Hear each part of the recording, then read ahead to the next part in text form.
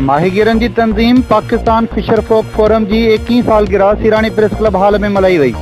सालगिरह तकरीब में ज़िले के उहदेदारन मिठन मल्लाह, उमर मल्लाह, कासम बुचो, मामा हसन मल्लाह, अला बचायो शेख, असलम मल्लाह, अब्दुरहीम चुंडाणी और उमर मलवाणी समेत इलाइक़े के यूनिटन के उहदेदारन और कारकुनन शिरकत कई। फिशर फोक फोरम के 21 सालगिरह जो केक काटियो वियो।